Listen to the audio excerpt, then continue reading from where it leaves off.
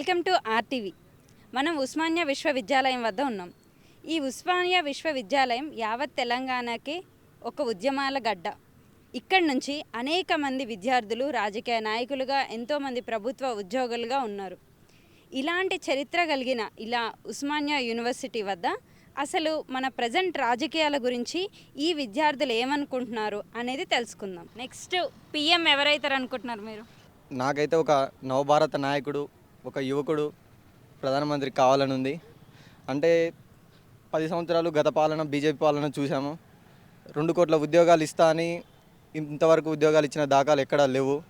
కాబట్టి ఇప్పుడు 120 రోజుల పాలన తెలంగాణలో కాంగ్రెస్ పాలన చూస్తే చాలా అద్భుతంగా ఇప్పుడు నోటిఫికేషన్లు కూడా వేయడం జరిగింది.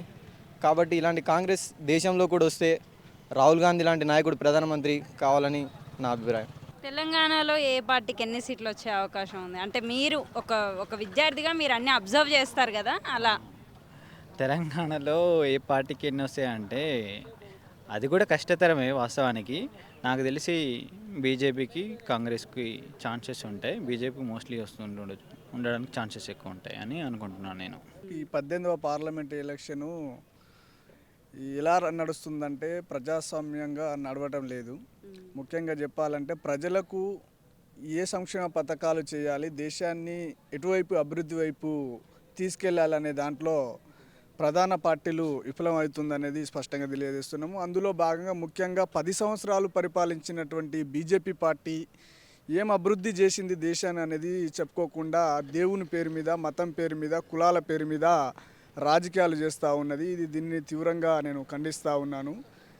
నాకు తెలిసి పార్లమెంటు ఎలక్షన్లో ఇండియా కూటమి గెలిచే అవకాశాలు ఉన్నాయనేది నా యొక్క అభిప్రాయం. జనరల్గా విద్యార్థులు కూడా తెలంగాణ రాష్ట్రంలో కూడా ఇండియా కూటమికే అవకాశాలు మెండుగున్నాయి అనేది చాలా స్పష్టంగా చెప్తా ఉన్నారు ఇక్కడ తెలంగాణ రాష్ట్రంలో విద్యార్థులు కానీ, నిరుద్యోగులు కానీ, యువకులు. నెక్స్ట్ పిఎం ఎవరు అవుతారు? రాహుల్ గాంధీ అవుతారా, లేకపోతే మళ్ళీ మోదీ వస్తారా? మళ్ళీ ప్రధానమంత్రిగా రాహుల్ గాంధీ రావాలనేది ఇండియా కూటమి నుండి. ఇండియా కూటమిలో ఎవరైనా, రాహుల్ గాంధీ కావచ్చు, చిదంబరం కావచ్చు, సీతారాం యేచూరి కావచ్చు, డి రాజా కావచ్చు, డిఎంకే ముఖ్యమంత్రి స్టాలిన్ కావచ్చు, ఎవరైనా కావచ్చు ఇండియా కూటమిలో వాళ్ళు కావాలని నేను నా యొక్క అభిప్రాయము. నా ఓటు కూడా ఇండియా కూటమికే వేయబోతా ఉన్నాను. ఈరోజు దేశ రాజకీయాలు చూసుకున్నట్టయితే కొంచెంలో కొంచెం నరేంద్ర మోడీ గారి గాలి వీస్తున్నట్టు ఉంది. యూనివర్సిటీ వేదికగా ఒకటి తెలియజేస్తున్నా, ఎస్సీ ఎస్టీ నా బీసీ సోదరులారా, మనకు వాళ్ళు సీట్లు ఇవ్వడం లేదు అనుడు కాదు. మన బిడ్డలకు ఎక్కడైతే సీట్లు ఇచ్చిరో వాళ్ళకు ఓటేయండి, మీరు గెలిపియండి. ప్రధాన పార్టీలు అయినటువంటి 3 పార్టీల మధ్యనే త్రిముఖ పోటీ జరుగుతూ ఉంది. మేజర్గా అందులో మనోళ్ళు ఉన్నారు. కాబట్టి దయచేసి మనోళ్ళకు మీరు ఓటేయండి. ఎందుకంటే మన ఓట్లు మనం వేసుకుంటే మనము మెల్లమెల్లగా ఇంకా 5గా ఇప్పుడు ఈ టర్మ్ కాకుండా నెక్స్ట్ టర్మ్కైనా మనం వస్తామని తెలియజేస్తూ ఈ యొక్క అభిప్రాయాలు సేకరిస్తున్న ఆర్టీవీ వారికి నేను ఉదయపూర్వక ధన్యవాదాలు తెలియజేస్తూ ముగిస్తున్నాను. ఎవరు అవ్వచ్చండి నెక్స్ట్ పిఎం? ఖచ్చితంగా నరేంద్ర మోడీ గారి ఈసారి పిఎం అవుతారు. వాళ్ళు ఏదైతే 400 టార్గెట్గా పెట్టుకున్నారో ఎంపీ స్థానాలని, దానికి వాళ్ళు అప్రోచ్ కావడానికి ఎక్కువ కృషి చేస్తున్నారు. చేరుకునే అవకాశాలు కూడా కనిపిస్తున్నాయి. అదేవిధంగా నరేంద్ర మోడీ గారు వాళ్ళ యొక్క క్యాబినెట్, అక్కడ ఉన్నటువంటి వాళ్ళ మంత్రులు చాలా కీలకమైన నిర్ణయాలు తీసుకుంటున్నారు దేశ అభివృద్ధి కోసము. అదేవిధంగా దేశం ఫస్ట్, ఏదైనా దేశం ఫస్ట్ అనే దాని మీదనే కృషి చేయడం జరుగుతుంది. కాబట్టి నరేంద్ర మోడీ గారే ఈసారి ప్రధాని అవుతారు. 400 అంటే ఇప్పుడు జనాల దృష్టిలో ఏముందంటే ఏ క్యాండిడేట్ను ఎంపీగా నిల్చోబెట్టినా అది మేము నరేంద్ర మోడీకి మాత్రమే ఓటేస్తున్నామనే ఉద్దేశంతో ప్రజలు ఓటేయడం జరుగుతుంది. ఒక విద్యార్థిగా ప్రజలకు తన ఓటు హక్కుని ఎలా వినియోగించుకోవాలి అనే దానిపై మీరు ఏమైనా సజెషన్ చెప్తారా ప్రజలకి? ఖచ్చితంగా ప్రతి ఒక్కరూ 18 సంవత్సరాలు నిండిన ప్రతి విద్యార్థి, అదేవిధంగా అందులో చదువుకున్న వాళ్ళు కావచ్చు, చదువుకోకపోయిన వాళ్ళు కావచ్చు, ఖచ్చితంగా వాళ్ళ ఓటును ఎన్రోల్ చేయించుకోవాలి. అదేవిధంగా ఓటు ఆల్రెడీ ఉంది కదా అని అనుకోకుండా మీ ఓటు ఉందా లేదా, ప్రస్తుతం నీకు ఎలక్షన్స్ ఉన్నాయి, మీరు ఓటు వేయాలంటే మీ ఓటు ఉందో లేదో ఒకసారి చూసుకోవాల్సిన అవసరం ఉంది. అదేవిధంగా కాంపిటీషన్ ఎగ్జామ్ అందరూ చాలామంది ప్రిపేర్ అవుతున్నారు జాబ్ కోసం. అది ఆ టైంలో మీరు అరే టైం వేస్ట్ అవుతుంది ఆ వన్ డే అని ఆ రోజు పోకపోవడం, ఓటు వేయకపోవడం అనేది, మనం ఎంత చదువుకున్నా నువ్వు ఓటు వేయకపోతే నువ్వు చదువుకున్న చదువు వ్యర్థం. ఎంత ఖర్చు అయినా సరే నువ్వు వీలైతే నా ఒపీనియన్ ప్రకారం అన్ని పార్టీలకు కాల్ చేసి వాళ్ళ దగ్గర నువ్వు డబ్బులు తీసుకొని అయినా సరే నువ్వు అక్కడికి వెళ్ళి నీకు ఎవరికి వేయాలనిపిస్తుందో వాళ్ళకి వేయడం బెటర్. ఇంతకుముందు ఉన్న పాత గవర్నమెంట్ 10 సంవత్సరాలు గవర్నమెంట్ ప్రజలు తీర్పిచ్చిండ్రు. ఇప్పుడు కాంగ్రెస్కి తీర్పిచ్చిండ్రు. ఇప్పుడు దేనికి తీర్పిస్తారో ఎవరికి తెలియదు కదా. అంటే ఇంతకుముందు మోడీ గవర్నమెంట్ ఉండే, మరి ఇప్పుడు వస్తుందో రాదని మన చేతిలో లేదు. ఓటేయడాన్ని బట్టి అందరు కలిసి ఓటేసి వాళ్ళ ఇష్టమైన నాయకుడిని వాళ్ళు గెలిపించుకోవాలి. మన దగ్గర భారతదేశానికి పిఎం అయ్యే అవకాశం ఎవరికి ఉందంటారు? ఎవరికి ఉందంటే అది ప్రజలు 2024 రేపు నిర్ణయం అనేది ప్రజల చేతుల్లో ఉంది. రాజకీయాల్లో అనేది ప్రిడిక్షన్గా చెప్పడం కంటే, ఫర్ ఎగ్జాంపుల్ ఏంటంటే బీజేపీ 10 సంవత్సరాల పాలనలో దేశంలో ఏం చేసింది అనడానికి కొన్ని సాక్ష్యాలు ఉన్నాయి. 2014లో రాకమునుపు ఆయన ఇచ్చిన వాగ్దానాలు ఏంది? సంవత్సరానికి 2 కోట్ల ఉద్యోగాలు ఇస్తాము, 15 లక్షలు ప్రతి ఇంటికి ఇస్తాము, దాంతోపాటు అనేక రకాల సామాజిక సంక్షేమ కార్యక్రమాల మీద దేశాన్ని ఉద్ధరిస్తాం అనేది 10 ఏళ్ల ముందే చెప్పిండు. కానీ ఆ 10 ఏళ్లలో ఆయన ఏం కార్యక్రమాలు చేసిండు అనేది ఈ దేశం అంతా చూస్తున్నది. ఈ తెలంగాణమే కాదు, దేశం అంతా కూడా అబ్జర్వేషన్ చేసేటువంటి ప్రయత్నం జరగాలి. ఎందుకంటే 5 సంవత్సరాలకు ఒకసారి మనం ఓటేసి వాళ్ళని గెలిపిస్తే 5 సంవత్సరాలు మన యొక్క సంపదను దారదత్తం చేసుకుని విలాసవంతమైనటువంటి భోగ జీవితం గడపడానికి ఈ రాజకీయ నాయకుల యొక్క పబ్బం గడుపుతుందనడానికి ప్రత్యేకమైనటువంటి సాక్ష్యాలు సంవత్సరాల కొద్దిగా మనకు తెలుసు కాబట్టి మీరు ఇప్పటికైనా ఒకసారి కళ్ళు తెరిచి మన భవిష్యత్తు ఎవరి చేతిలో ఉంటుంది అనేటువంటిది ఒక సైంటిఫిక్, ఒక శాస్త్రీయబద్ధంగా ఆలోచించి మీ అమూల్యమైనటువంటి ఓటు వేసి ఒక న్యాయపరమైనటువంటి అధికారులను ఉన్న ప్రజాప్రతినిధులను గెలిపించేటువంటి ప్రయత్నం చేసి ఈ దేశ భవిష్యత్తును తీర్చిదిద్దే ప్రయత్నం చేయాలని మేము ఉస్మానియా యూనివర్సిటీకి ఏఐఎస్ఎఫ్గా ప్రత్యేకంగా తెలియపరుస్తూ ఉన్నాం. థ్యాంక్ యూ అండి. తెలంగాణలో ఏ పార్టీకి ఎక్కువగా ఎంపీ సీట్స్ వచ్చే అవకాశం ఉంది?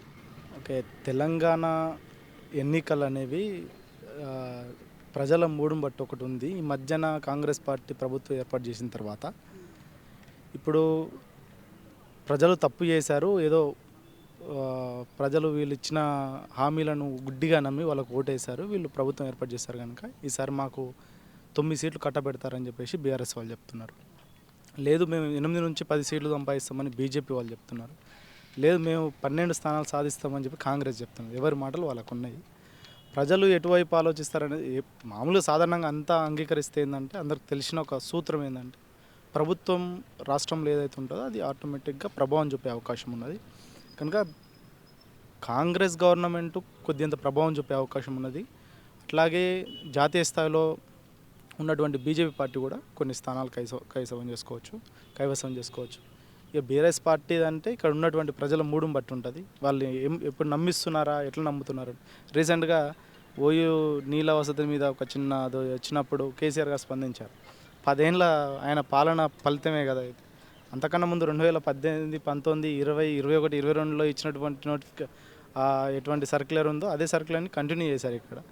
కనుక వాళ్ళు మాట్లాడే ముందు ప్రజలు నమ్ముతారా, విద్యార్థులకు నమ్ముతుందా, మనం ఎదుటోళ్ళ మీద ప్రశ్న ఇష్టప్పుడు తిరిగి 4 ఏళ్ళు కూడా మనకే చూపిస్తాయి అనేది కూడా ఆలోచించుకోవాలి వాళ్ళు. ఆంధ్ర పాలిటిక్స్ గురించి ఏమైనా ఆలోచించారా ఎప్పుడైనా? ఎవరు గెలుస్తారేంటి అన్నది? ఆంధ్ర పాలిటిక్స్ అనేది మొత్తం కులాలమయం నా అంచనా. అది అక్కడ ఏ కులాలు బలంగా పనిచేస్తే అక్కడ కులాలు బాగా పనిచేస్తాయి. ఇక్కడ కనీసం తెలంగాణలో కొద్దిగా చైతన్యవంతంగా ఆలోచిస్తారు. ఇగో ఇప్పుడు కాదు ఈ మాట్లాడేటోడు ఇక్కడ ఉన్నాడు లేడు అనేది ఆలోచిస్తారు. కానీ ఆంధ్రాలో అయితే మొత్తం క్యాస్ట్ పాలిటిక్స్ ఉంటాయి. సో అక్కడ ఇప్పుడు 3 పార్టీలు ఒకవైపు, జగన్మోహన్ రెడ్డి ఉన్న పార్టీ ఒకవైపు ఉన్నది. జరుగుతుంది, గెలుస్తా అనే దానికి ఆఫ్ ఉన్నది. మెయిన్లీ ఇక్కడేమో అనుభవం ఉన్నది, ఇక్కడేమో సంక్షేమ పథకాలు ఉన్నాయి. తెలంగాణ అంటే ఆంధ్రలో మొత్తం జగన్మోహన్ రెడ్డి సంక్షేమ పథకాల వైపు నుంచి ఆయన అభివృద్ధిని చూశాడు. అక్కడ అసలు అభివృద్ధి జరగలేదు, రోడ్లు పోయినాయి, అన్నీ పోయినాయి. ప్రజలకు ఏదో డబ్బులు ఇస్తున్నా అని చెప్తున్నావు కానీ అభివృద్ధి కుంటు పడిపోయింది. మూడు రాజధానులు లేవు అని మాట్లాడుతున్నారు. ఇట్లాంటి సమస్యలు ఉన్నాయి ఇక్కడ కూడా. మీరు పిఎంగా ఎవరిని చూడాలనుకుంటున్నారు? పిఎంగా రాజ్యాంగాన్ని రక్షించే వ్యక్తిని చూడాలనుకుంటున్నాను నేను. అది ఎవరనేది, రాజ్యాంగాన్ని రక్షిస్తాం మేము అనేది ఎవరైతే వస్తారో వాళ్ళకి మా ఓటు ఉంటుంది. పార్లమెంటరీ వ్యవస్థలో వీళ్ళందరూ సరే, బీజేపీ చేసే పాలిటిక్స్ ఒక రకంగా ఉన్నాయి, కాంగ్రెస్ చేసేది ఒక రకంగా ఉన్నది. వీళ్ళు 10 ఏళ్ళ తర్వాత కూడా కాంగ్రెస్ ఇది చేసింది అది చేసింది అని చెప్తున్నారు తప్ప 10 ఏళ్ళు మేము ఇది చేసినామని వీళ్ళు బీజేపీ వాళ్ళు చెప్పుకోలేకపోతున్నారు.